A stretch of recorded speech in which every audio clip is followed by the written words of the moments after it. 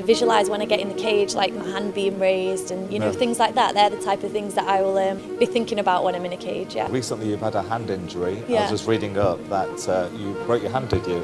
I did, yeah. I was supposed to be fighting actually this weekend on PFL Dubai. It was the one show that I wanted to fight on for so long. I love it here, and I really wanted to kind of come over and put on a big show. But right at the start of my camp, I ended up breaking my hand again. So really tough time for me because I'd previously broke my hand after my last fight last year, so it was like my little bit of a comeback. I cried for like 2 days straight once I'd done it. Yeah, I was so upset, but again, like you said about being humble and just like having a mum and a family that's, brings you back down and says there's other people that are going through a lot of things, things that are much worse than you, so let's put it into perspective and move forward, and that's kind of what I've done. It's still a privilege to be here and be part of the PFL show. I'm on the mend now and we'll move forward. Today we have a very special guest on the Bricks to Richard podcast, Dakota Ditcheva, who is one of the highest profile female fighters in the UK. Dakota, welcome to the podcast. Thank you so much for having me. What an honour to have you. Finally we meet. Manchester meets in Dubai. Yes, of all places. Yeah, exactly. Because I've been chasing you for a while. Yeah. But one thing I must say, Dakota, when I met you the first time at the Altrincham Cryo, I found you very humble, you and your mum, very kind, very loving, very respectful. So that's a great attribute to have. Thank you, and that's a big compliment for me, for sure. So Dakota, tell me this, how did you get into MMA? I know your family, your mother was an MMA, a Muay Thai champion, was she? Yeah. Yeah, she was. So how did you get into it? So obviously my mum used to do, she was world champion in full contact karate, Thai boxing and kickboxing. So very high level at her time. And I obviously started training under her. She's got a gym in Sale in Manchester. And I just slowly transitioned over to MMA when I was kind of at a little bit of a crossroad in Thai boxing. There wasn't as much of a career for me in Thai boxing. I felt like I could do a lot more in MMA. And also at the time I wanted to try something new. I had a lot of pressure from the very beginning of my Thai boxing career because of who my mum was at the time. And I felt like a little bit, brand new to the sport. If I was to move to MMA, nobody would know me and that I could have a little bit of a fresh start. It didn't end up happening, but it was still like the best move I ever did, yeah. So do you think having your mother as a role model and coming from the background like nepotism of fighting, do you think that made you the fighter you are today? Definitely, yeah. Having my mum as that person to look up to and somebody that's done the sport before, it was definitely a big cheat code for me, is what I always say. I don't think I would have done as well in this sport and made the decisions that I've had, and even kind of like the slow progress that I've had throughout my career. You don't see a lot of people having that, kind of get stuck at little crossroads, but with my mum's experience through the sport, I feel like I've had a really good journey.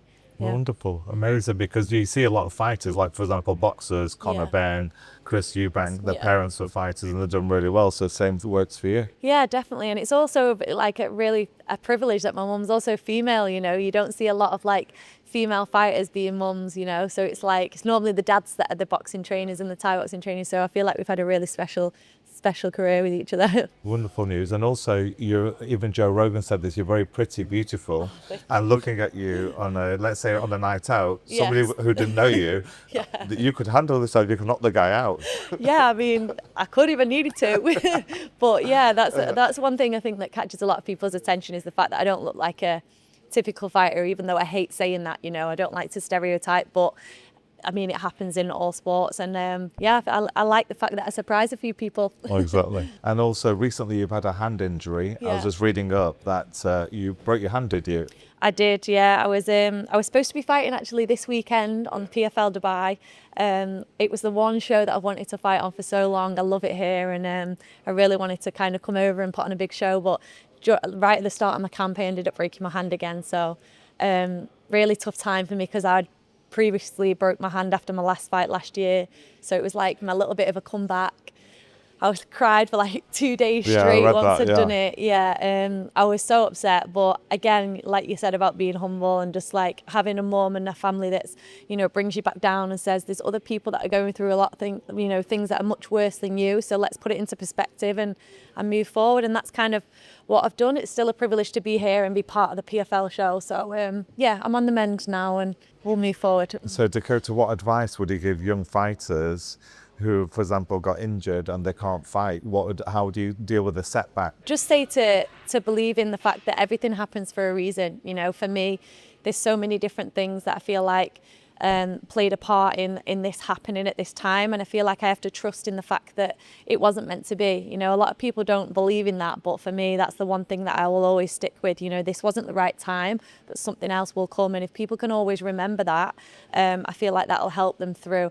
It doesn't take away the feelings. Like, you don't want to hide from the fact that you've cried for 2 days and that you're upset about it. You're okay to be upset about it. Because you're human at the end of the day. Exactly, yeah. We all get one. Sometimes it's good to sit with our feelings, and, you know, you don't want to kind of just have an easy life. My mum always says that, like, if everything was going good for you, you wouldn't have the character that you've got, you know. So that really tough time for me, I sat with my emotions, I cried for 2 days, but then if I'm to stay there, what am I getting out of that? You know, you've got to move forward with it. So as long as you've sat with your feelings for a short amount of time and carried on moving forward, then that's okay to do that. So you come back from it stronger, in effect. For sure, yeah. Like, I've learned a lot of lessons now, you know. Maybe I pushed it too soon, and after coming back from one injury, you know, I was kind of moving a little bit too fast and wasn't, you know, taking good care, or, you know, the place I went to train wasn't the right place for me, or, you know, there's other stuff in my mind that was distracting me. You know, there could be loads of different things, and sometimes it's good to kind of sit with yourself and just weigh a few things up and say, right, what I was doing wasn't right because this ended up happening, so now how can I change that going forward? And that's kind of what I've done. It's given me time again to rest my old injury, to change a few things, and, you know, just learn a little bit about myself, that I do need to slow down, otherwise someone's going to slow it down for me. So, you know, it was a really good time for me to kind of sit with myself, like I said. Nice. And also, Dakota, sometimes everything happens for a reason. So maybe you had an injury because you could have gone to the fight and not got the result you wanted. Exactly. So God's there looking after you. For sure, 100%. And, you know, like I said, I injured my other hand before that I went back to training. You know, maybe that wasn't ready, and I would have found out that in the fight. And that's the one place you don't want to find that out in. You want to find that out in training. So, you know, again, I took the positives out of it and I moved forward with it. So your guardian angels are looking after you. For sure, yeah. Someone is, for sure. And also, Dakota, at a young age, you've done really well. You got $1 million paycheck for your fight. What did it feel like, somebody so young, to get so much money, and you're still very grounded? Some people would go to the head, some people would get arrogant, but you've been very down to earth, very humble. And how did it feel like getting so much money? Yeah, I mean, winning the $1 million and that title was a massive moment for me, something that I felt like I'd been working towards for forever. So you're the $1 million babe. I am. Yeah, I am, something like that. But again, I think it helps that I'm not really money driven. I mean, I want to be wealthy and I want my family to live a good life, but I'm not doing the sport for that. So, you know, it was an amazing moment to be able to change the next generation of our family and be able to, you know, live a good life. But at the same time, like, I'm very humble in the fact that I know this can get taken away from me like tomorrow. You know, I still have to keep working hard because that $1 million isn't going to last me forever. So I've got loads of reasons. I'm very kind of grounded. I've got my feet on the floor, and I know that, you know, I've got to keep working hard. And again, family around me that's kind of like, don't get complacent, like, you've got to keep going. So I'm very lucky in that aspect. But again, I think it's sometimes a bad thing that I'm too humble, because a lot of people would be so proud of themselves for that moment. And it was something that I was over within a few days. Has it given you more drive to work harder? So when I make money in property, that's my expertise. I want to go make more money and more money. Has it given you the drive to work harder? For sure, I feel that. And it's really funny you say that, because I was talking to my brother literally like 2 hours ago in the hotel room, just saying, like, you know, when you get money, you want more. It does motivate you for sure. Being able to see the things you're achieving, you know, it makes you push for better. And that's kind of what it's done. You know, I've got a little taste of it, and now I want to keep working hard in order to get more. Exactly, I love that ethos, very good. But the thing is, you have to chase success. Yeah. And the money, Dakota, is a byproduct of success. You chase success, you didn't chase the money because you were good. That's why God gave you $1 million. Exactly, and I think that's where you have to kind of really understand what it is you're working for. You know, I wasn't working hard in that tournament to win that $1 million. I wanted to win the tournament. I wanted to be the best woman at the end of it, and I wanted that world title. The $1 million came with it. That's a byproduct of the success. So you were fighting for your legacy to win. Exactly, and that's sometimes the difference. I think when you go for more of the legacy and the you know, rather than the money, it's kind of pushes you other places. Nice. And one advice I like to give you, Dakota, as a successful property tycoon, is that invest your money in property. Yes. You can't go wrong because you're not going to fight forever. No. And when you get older and retire, you'll have a nice rental income coming in to pay for the same lifestyle. For sure, I 100% agree, and I've actually just bought my first property, which has been really nice, and it's over here in the UAE as well. So right. I'm really happy about that.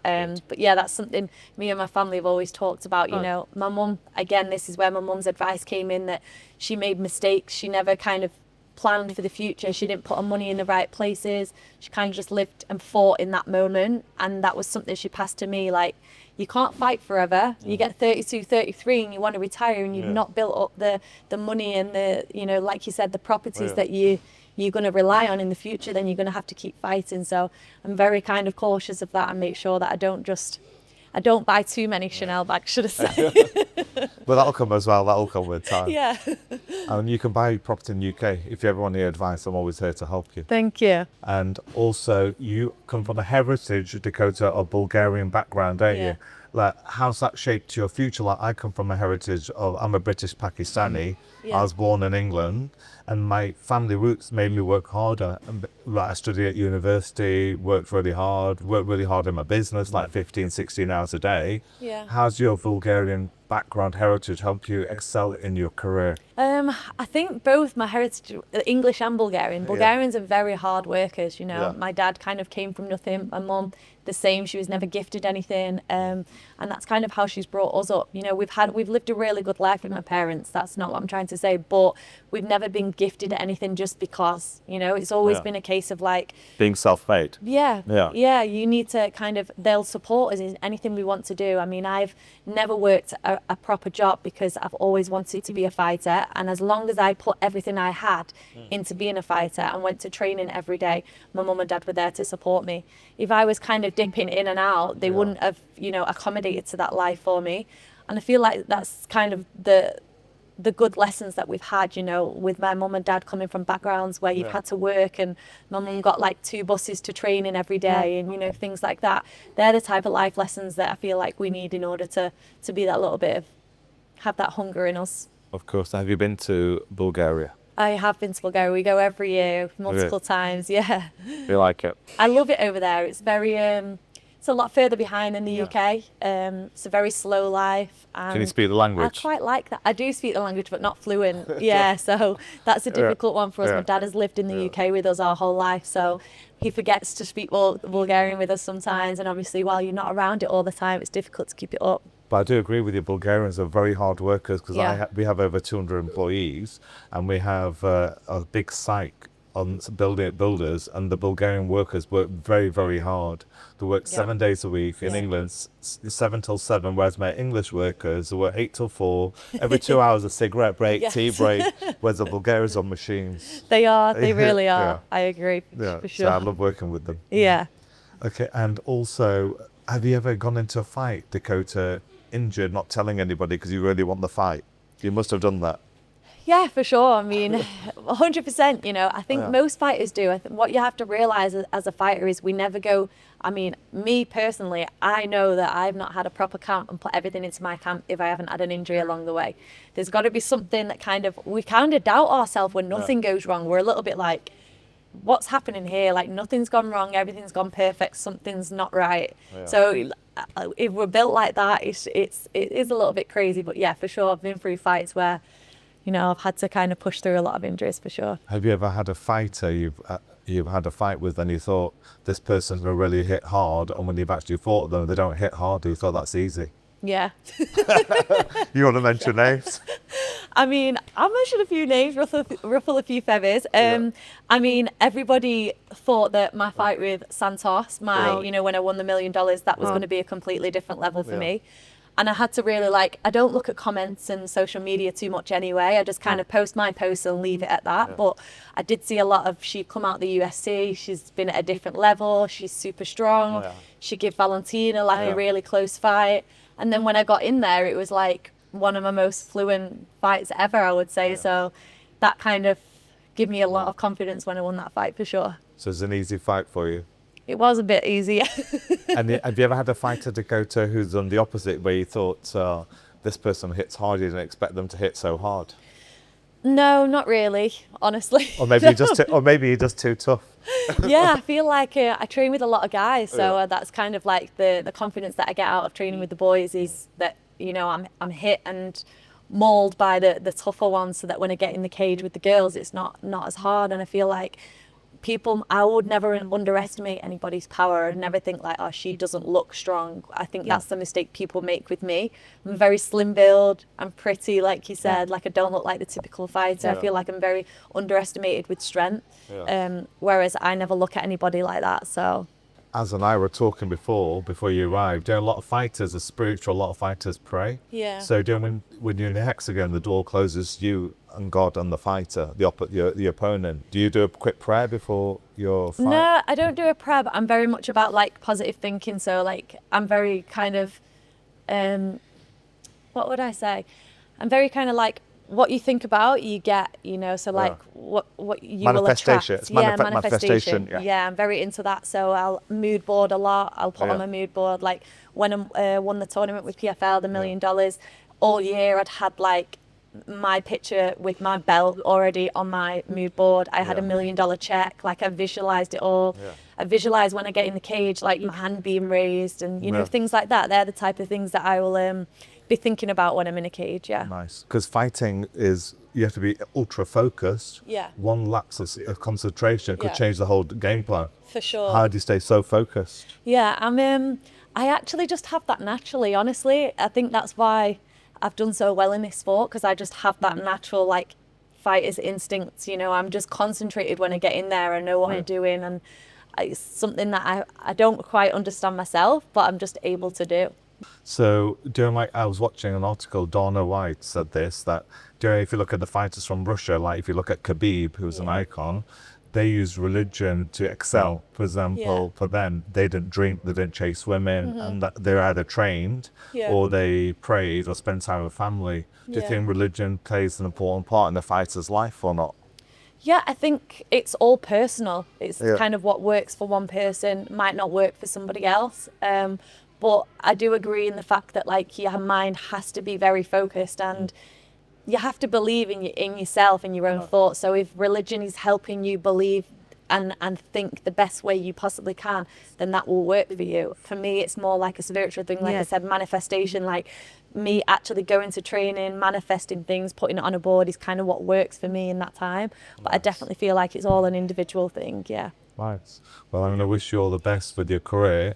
One other question I want to ask you is, if you had a daughter, would you let her fight or would you protect her? Because a lot of fighters don't want their kids to fight. Your mum obviously let you fight and your brothers and everything, but what about yourself? I would like to say I would if that's what she chose to do. It's not something that I would pick for her. Again, it wasn't something that my mum wanted me to do.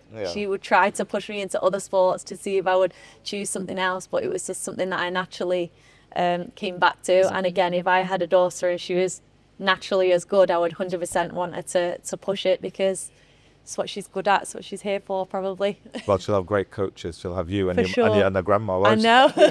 She's going to be 10 times as better than me. Exactly. Okay. And also, a typical training day, what does it involve for you? When you're training, like for a fight, when you go on camp, what does that involve? When I'm training for a fight, I'm completely locked in. So twice a day, sometimes 3. An extra session might be lighter, but morning training are our toughest sessions. So sparring, wrestling, jiu-jitsu.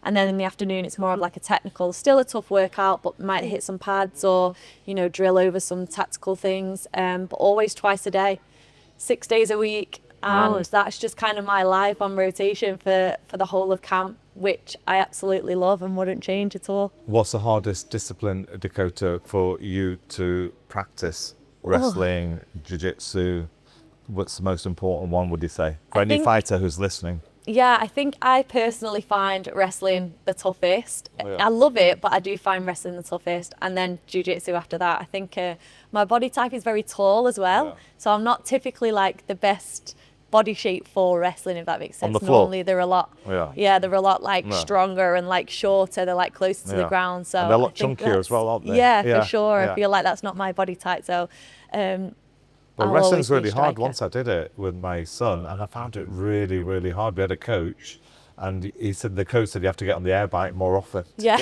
you really got to condition yourself. It's crazy how like different different muscles, the different exercises will work. You know, you might not be aching in striking, but you'll go and do wrestling for a week and you'll be like broken to pieces. Exactly. And that's why you have to put so much time into all of them at the same time. So wrestling is the most important, would you say, for MMA or not? Which discipline would you rank the highest? I mean, every fight starts on your feet, right? So striking, of course.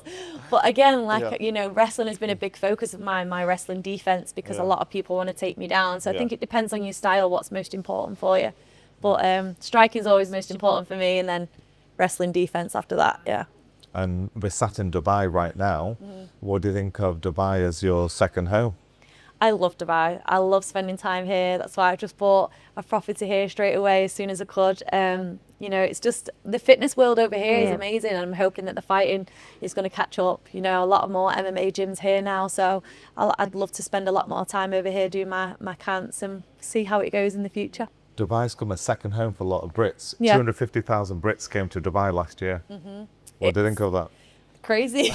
They need to slow down though. We don't want too many. Exactly. No, I get it. You know, you come over here, the warm weather. A lot of people enjoy the tax as well. Yes, you know, they want to set up. You know, it's a great life for a lot of people over here, and I think people are starting to catch on to the fact that, you know, you can have a good life other places, you know, and earn your money and be, you know, we work so hard for our money, and you feel like sometimes in places like this you get more out of it, for sure. Definitely. And also, living in Dubai, it's a lot safer, isn't it? 100%, yeah. Dubai, I've come here multiple times on my own, and I feel especially for very a girl. safe. Yeah, 100%. I've got two girls, and if they came to Dubai, I'd be happy for them to live here. In England, you'd be stressed out. For sure, yeah. Or even, you know, where I come from, it's, you know, not as bad as a lot of other places in the UK, but it's still a little bit scary to be out and about, and it's not somewhere I would want my kids out, you know, and I think that's what a lot of people are thinking about now, where they actually want to bring a family, you know, where you'd want to bring a family up is somewhere that they're going to be safe and be able to get the most out of the hard work that they're putting in. In UK, you're a big superstar, you're very well known, you're big on social media. And what about in Dubai? Do people recognise you or not? I have been recognised in Dubai before, but I think it was from other people in different countries. Obviously, you have a lot of people coming from everywhere in the world here. So it's a gateway to the world, isn't it? For sure, I think, you know, people from all over the world get on here, you know, they kind of like, everyone's the same when they enter this country. So I feel like, I get recognised, but I think it'll be more and more once we start bringing more sports over into the country. You know, this is like the third, fourth PFL show that they've done now in Dubai, and I think it's amazing that we keep bringing the sport over here. It's a great place, and I'm so gutted that I didn't get to fight this weekend, but I'll be back. Everything happens for a reason. You'll come back stronger, I'm sure. For sure, yeah. And when your fan base, is it predominantly UK based, or is it like all over the world? Where's your major fan base? I do have a fan base all over the world, but I would say that America's very big at the moment for me. You know, I have a lot of fans that get noticed all the time over in Miami, so that's very big for me. And then I would say, I saw that Joe Rogan clip. He said very nice things. They said you're very pretty. This girl from UK who's a very good fighter. Joe Rogan spoke very highly of you. He did. I was very surprised. To be honest, when someone commented on my photo and said, they commented underneath my Instagram post and said, Joe Rogan just shouted you out, and I was thinking, are they messing with me? And then I got loads of messages. I was like, wow, like what a compliment to get. And I was super happy with that. So hopefully you'll get on this podcast soon. Yeah, maybe. Obviously you are with PFL, you're very loyal to them. Yes. Say if UFC said to you, Dakota, I'm going to pay $10 million, come and fight here, what would you do? Is it money or is it legacy? Oh, I don't think about like, what you call that type of like, it's not happened, you know, like it's not. It's hypothetical. Hypothetical things. Yeah. I don't think about that. I'm super happy with PFL, you know. I've had an amazing journey. Before I signed with them in, was it 2022, I think it was, or 23? I wasn't with any promotion. I was kind of just going all over the place. I didn't feel like I had any direction. And then when I signed with them, I felt like my career just kind of flew off. So I'll always be really grateful for you know, the journey that we've had together, and you never know what will happen in the future. So many things changing, but they look after me really well now, so I'm happy with them. Nice, very nice. And also, who's your role model MMA fighter that you would like to train with or spend time with to learn from them, from your whole career growing up to now? Who's your role model MMA fighter you like to chill with? I've probably got two. I mean, I've always kind of, people always talk about me fighting Valentina and, you know, us two facing each other because we're both flyweights, but I would really love to learn from her as well. Her career, her style, the way she adapts to different fighters in the cage is like something I'd love to learn from her, you know. So the fact that people talk about us fighting all the time, I'm not shy in the fact that I would love to learn a lot of things from her as well. And then another style would probably be like John Jones, the way he's fought over the years, you know. I would love to pick his brains as well. I think like his fight IQ is like next level. So yeah, I'd say John Jones. And what advice would you give to anybody, young people coming into the sport of MMA? What advice would you give to a young girl who's 10 that says, Dakota, give me some tips? Yeah, I think I'd just say to work hard for one, and probably just enjoy it. I feel like I learn the best and get the most out of this sport when I'm happy and I'm in an environment that I really love. That's when I've kind of picked up the most amazing things, is when I've been happy and enjoying my work. So I would say, you know, not to put too much pressure on yourselves at a young age. You see so many young fighters now like rushing and trying to just push it too much. Like, just be young, enjoy your amateur career, you know, get a lot of experience, and then in the future you can, you know, kind of go for all this serious stuff. But right now at that young age, you just want to enjoy it. Good. And one last question. Both of us are from Manchester. Yes. If you had to choose, I know you're at Manchester City. Is your club Manchester City or Manchester United? Manchester City, of course. Do you go to many games? Yeah, I just went to the game recently. Yeah, I saw actually. it on your Instagram. Yeah, I have a great relationship with City. When I won my PFL European Championship in Ireland, they came and did like a YouTube video on me, which was really good. Yeah, nice. So definitely Manchester City. And lots of fighters go to paddle. You said your brother plays paddle. Yeah. So we're going to have a paddle game in Manchester. Okay. Well, I'll call the Team GB player. We'll make him as your partner. Oh, thank you. I was going to say. Number one paddle player against your brother and myself. Okay. Why do you think lots of fighters go into paddle? Why do you think? I mean, I've always said, you know, not just paddle, but I think it's good when athletes play different sports. You get a lot of different skills that you can use and cross over with sports, you know. In Thai boxing, you need balance, you need coordination, you know, you need loads of different attributes that you can get from other sports. And some people forget that, you know, trying something else will actually help you in your chosen career. So I think it's always good to, you know, like you said, play paddle, do a bit of gymnastics for your flexibility, or, you know, anything, bit of rock climbing, you know, things like that. It's just, people don't understand that all that kind of helps you in one. And did you know that there's science behind paddle, that if you play racket sports like paddle, you tend to live 10 years longer than your peer groups? Oh, wow, okay. Because of brain coordination. I didn't know that, but anyone fancy a paddle game? So Dakota, I know you're busy. Thank you so much for your time, and I look forward to seeing you on Saturday. I'm going to the fight myself on Saturday. Oh, good. One of my friends, Heather Carney's fighting there. He's from Oldham. Amazing. Well, I'll see you there. I hope you enjoy the show.